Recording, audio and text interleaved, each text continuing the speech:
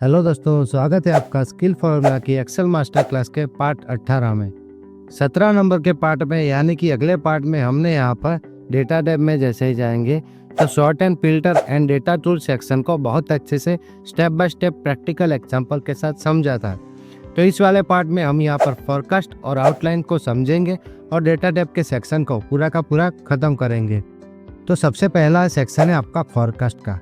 Forecast आपको आगे का फ्यूचर का दिखाता है कि आगे आपकी कंपनी कैसे चलेगी या फिर आपका जो डेटा है वो आगे कैसे बढ़ेगा। तो इसमें आपको यहाँ पर दो ऑप्शन मिलेंगे, व्हाट इफ एनालिसिस और फोरकास्ट शीट। व्हाट इफ में जैसे ही आप जाएंगे तो आपको यहाँ पर अलग अलग सिनेरियो के लिए ऑप्शन मिलेगा, गोल के लिए मिलेगा और डेटा टेबल मिलेगा। तो सबसे पहले समझते हम सिनेरियो मैनेजर को। तो हमने ये सिनेरियो लिया है कि हम नई ऑफिस बना रहे हैं, तो उसमें मुझे टेबल, चेयर, डेस्क सब की ज़रूरत पड़ेगी। तो उसका बजट मेरे पास इतना है, 38,000 बजट मेरे पास है।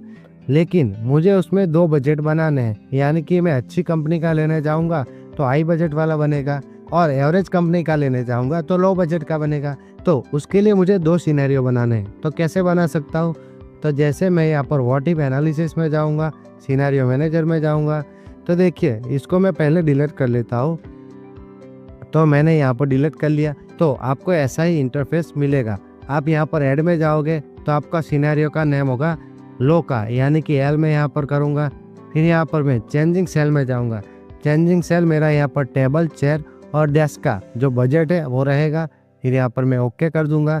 तो देखिए लो में कितना रहेगा, जैसे 20,000 है तो मेरा यहाँ पर 10,000 रहेगा।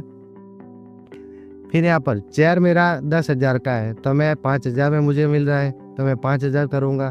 फिर यहाँ पर मेरा डेस्क 8,000 का आ रहा है तो लो बजट में मेरा 4,000 का आ रहा है तो मैंने यहाँ पर ऐड कर लिया। तो देखिए मेरा यहाँ पर लो का हो चुका है, लेकिन यहाँ पर मैं हाई का भी करना चाहता हूँ तो मैं यहाँ पर ऐड में जाऊँगा। फिर यहाँ पर एच करूँगा, यानी कि हाई है।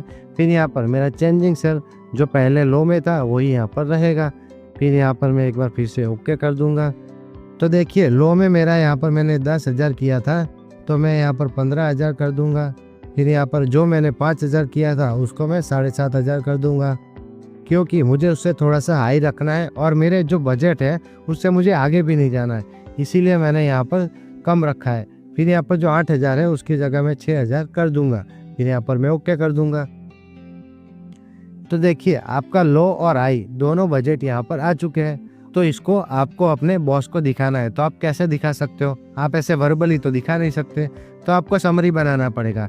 इसके लिए आपका ऑप्शन है समरी का। जैसे मैं यहाँ पर क्लिक करूँगा तो आपको दिखाया जाएगा कि सिनेरियो समरी चाहिए या फिर प्योर टेबल में चाहिए। तो आप अपने हिसाब से ले सकते हैं। आपको अगर प्योर टेबल में चाहिए तो नीचे वाला करेंगे, और अगर आपको सिर्फ समरी चाहिए तो आप ऊपर वाला करेंगे। तो मुझे यहाँ पर सिर्फ समरी चाहिए। और आपका रिजल्ट सेल कौन सा है? तो रिजल्ट सेल मेरा यही है, तो यहाँ पर आ जाएगा। फिर यहाँ पर मैं ओके कर दूंगा।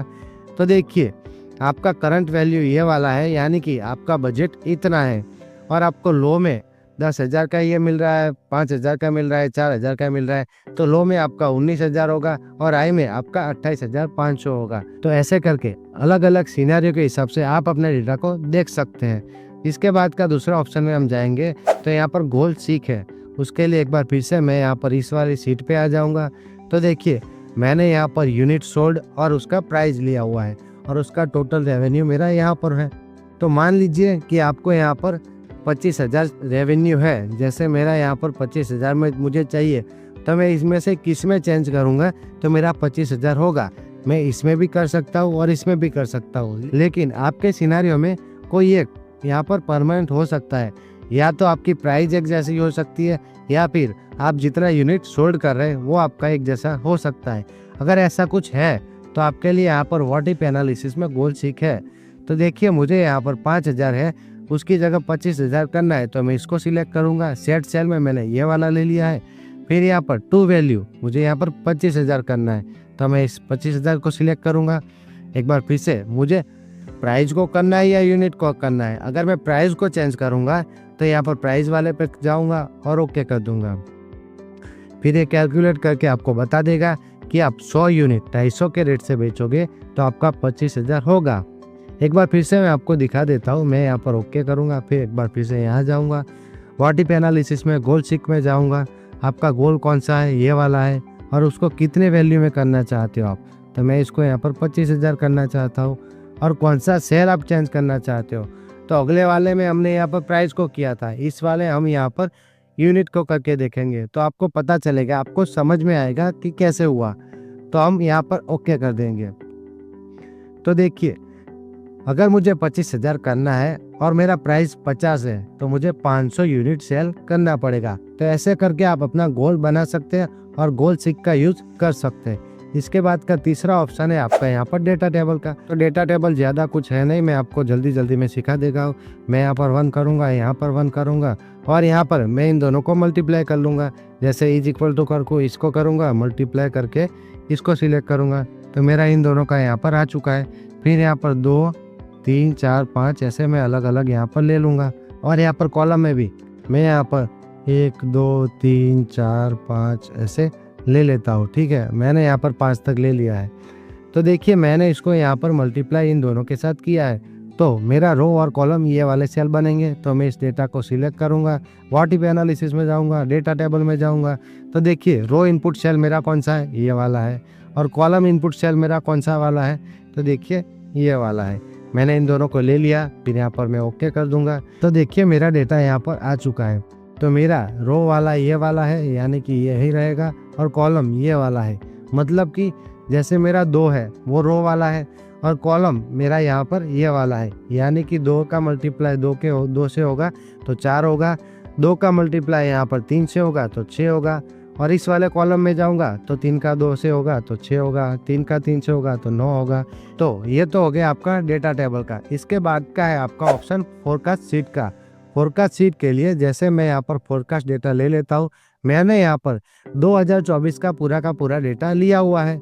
तो उसको अगर मुझे ग्राफ में करना है या फिर उसको मुझे 2025 में आगे क्या होगा वो मुझे देखना है, तो मैं कैसे देख सकता हूँ। तो मैं यहाँ पर फोरकास्ट शीट में जाऊँगा, तो देखिए आपका डेटा आ जाएगा और यहाँ पर मैं क्रिएट कर दूंगा। तो देखिए, मैंने यहाँ पर क्रिएट कर लिया है। तो देखिए, आपका वैल्यू ये वाला है, जिसमें पहले आपका 22,000 था, फिर बढ़ के यहाँ पर 25,000 हुआ, तो यहाँ पर आपका ऊपर दिख रहा है। फिर कट के यहाँ पर 23,000 हुआ, वो नीचे दिख रहा होगा, 27 हुआ ऊपर है। तो ऐसे करके आपका डेटा यहाँ पर है, उसका ग्राफ यहाँ पर बन चुका है। फिर यहाँ पर फोरकास्ट आपका अगर एक जैसा ही जाता है तो आपका इस हिसाब से आएगा। आपका अगर लोअर में जाता है, यानी कि आपका कंपनी थोड़ा सा घाटे में जाती है, तो आपका इस हिसाब से आएगा। और आपका कंपनी अगर ऊपर जाता है तो इस हिसाब से आएगा। और यही डेटा आपका यहाँ पर चार्ट में दिख रहा है। मैं यहाँ पर आपको दिखाऊंगा। जैसे यहाँ पर डेटा लेबल में ले लेता हूँ, तो देखिए मैंने डेटा लेबल ले लिया है। फिर इसको अगर थोड़ा सा मैं बड़ा करता हूँ तो वही डेटा आपको यहाँ पर दिख रहा है। जैसे सीधा जाएगा तो आपका सीधा वाला है, और आप ऊपर जाएगा तो ऊपर वाला, नीचे जाएगा तो नीचे वाला। तो इस हिसाब से आप अपना फोरकास्ट शीट के मदद से अपने कंपनी का ग्रोथ और उसका लॉस देख सकते हो। तो ये तो हो गया हमारा फोरकास्ट का सेक्शन खत्म। इसके बाद का ऑप्शन है आपका आउटलाइन का। आउटलाइन में आपको यहाँ पर 3 ऑप्शन मिलेंगे, ग्रुप, अनग्रुप और सब टोटल। तो उसको सीखने के लिए मैं यहाँ पर नया डेटा ले लेता हूँ। मैंने नया डेटा ले लिया, और यहाँ पर आपको डिपार्टमेंट मिलेंगे, sales, IT, HR, finance, admin. जिसमें से अगर मुझे सेल्स का डेटा ग्रुप करना है तो मैं यहाँ पर इसको सिलेक्ट करूँगा, ग्रुप करूँगा, और यहाँ पर रोज को करना है कि कॉलम को करना है वो आपको यहाँ पर दिखाया गया है। तो मैं यहाँ पर रो को करना चाहूँगा और ओके कर दिया। तो देखिए, मेरे सेल्स के डेटा का ग्रुप बन चुका है। मैं यहाँ से उसको हाइड भी कर सकता हूँ, उसको यहाँ पर अनहाइड भी कर सकता हूँ। तो ऐसे करके आप ग्रुप का यूज कर सकते हैं। और इसके बाद अगर उसको अनग्रुप करना है तो आपके पास अनग्रुप का ऑप्शन है, उसको क्लिक करोगे। मैंने रो को किया था तो रो को ही रखूंगा और यहाँ पर ओके करूंगा। तो ग्रुप और अनग्रुप आपको समझ में आ गया है। इसके बाद का ऑप्शन है आपका सब टोटल का। सब टोटल के लिए मैं इस पूरे डेटा को सिलेक्ट करूंगा, सब टोटल में जाऊंगा और यहाँ पर यस कर दूंगा। तो आपको नया टोटल मिल जाएगा। आप उसको सम करना चाहते हो, क्या करना चाहते हो वो आपको यहाँ पर दिखाया जाएगा, और किसके बेसिस पे करना चाहते हो वो यहाँ पर दिखाया जाएगा। मैं डिपार्टमेंट के बेसिस पे करना चाहता हूँ और सम करना चाहता हूँ, तो मैंने दोनों ले लिया है। और किसको करना चाहते हो, मैं सैलरी को करना चाहता हूँ, तो यहाँ पर सैलरी को करके ओके कर दूंगा। तो देखिए, आपका सब टोटल बन के आ चुका है। सेल्स का मेरा 60,000 है, IT का 49 है और HR का 35 है। ऐसे करके अलग अलग डेटा आपको मिल जाएगा। और अगर आपको देखना है कि सेल्स में किसने परफॉर्म्स किया है, तो अमित ने 20,000 का किया है, रवि ने 90 का किया है। HR में किसने किया है, HR में पूजा ने 18,000 का किया है। तो ऐसे करके प्लस माइनस करके आप हाइड अनहाइड कर सकते हैं, और उसको सब टोटल करना चाहते हो तो सब टोटल भी कर सकते हो। तो आपने देख लिया आउटलाइन का ग्रुप, अनग्रुप और सब टोटल। तो दोस्तों आज के वीडियो में हमने सीखा कि एक्सेल आपके लिए क्या क्या फ्यूचर गेस कर सकता है, क्या क्या ऑटोमेट कर सकता है बिना फॉर्मूला के।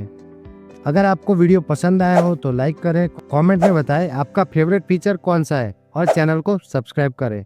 मिलते हैं अगले वीडियो में, तब तक के लिए एक्सेल सीखते रहो, आगे बढ़ते रहो। जय हिंद।